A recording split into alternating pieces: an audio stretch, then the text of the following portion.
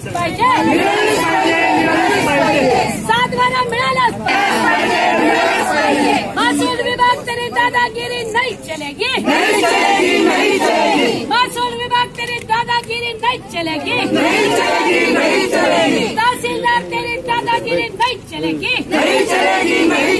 Video तेरी दादागिरी नहीं चलेगी, देवेंद्र फडणवीस होश में आओ, होश में आओ, होश में आओ, अजित पवार होश में आओ, होश में आओ, होश में आओ, एकनाथ शिंदे होश में आओ, होश में आओ, होश में आओ, होश में आके बात करो, बात करो, बात करो, बात तो तुमको करनी होगी, करनी होगी, करनी होगी, न्याय तो तुमको देना होगा, देना होगा, देना होगा, नहीं देंगे तो छीन के लेंगे, छीन के लेंगे, छीन के लेंगे। जळगाव जिल्ह्यामध्ये 9 लाख आदिवासी आहेत। 2011 नंतर जनगणना झाली नाही आणि फक्त टीएसपी एरिया जो आहे, पेसा एरिया आहे, तो फक्त 3च तालुक्यांमध्ये करून बाकीच्या सर्व तालुक्यांना, ते 3 तालुक्यांमध्येही अंशता करून बाकीच्या सर्व आदिवासींवरती अन्याय केला गेलेला आहे।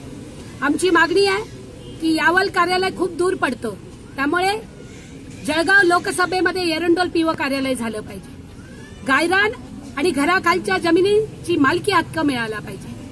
सर्व आदिवासींना पारधी आणि भिल्ल आदिवासींचं सर्वेक्षण होऊन त्यांच्या विकासाच्या वेगवेगळ्या योजना आखल्या गेल्या पाहिजेत आणि सर्वांना एक पुरावा घेऊन जातीचं प्रमाणपत्र मिळालं पाहिजे आणि तरुण मुलांना रोजगार मिळाला पाहिजे। आदिवासी विकास विभागाची स्वाभिमान योजनेच्या अंतर्गत भूमिहीनांना जमिनी मिळाल्या पाहिजे, शेतजमिनी। या मागण्या घेऊन आज आम्ही इथे आलेलो आहोत। जळगावचे आयुक्त पावसाळा असताना, जीआर असताना सुद्धा इथल्या आदिवासींना हाकलून काढण्याचं षडयंत्र करतात, जेव्हा की सरकार जीआर काढलेला आहे की पावसाळ्यामध्ये कोणालाही हाकलता येणार नाही।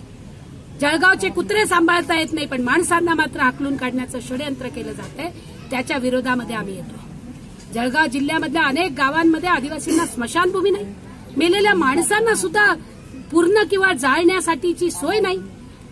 जामनेर तालुक्यामधल्या गावांचं धरणामुळे विस्थापन झालं, पाणी जामनेर तालुक्यातल्या लोकांना मिळालं, पण गिरीश भाऊंचा तालुका असताना सुद्धा तिथल्या आदिवासींचं, गंगापूरच्या आदिवासींचं मात्र पुनर्वसन नाही।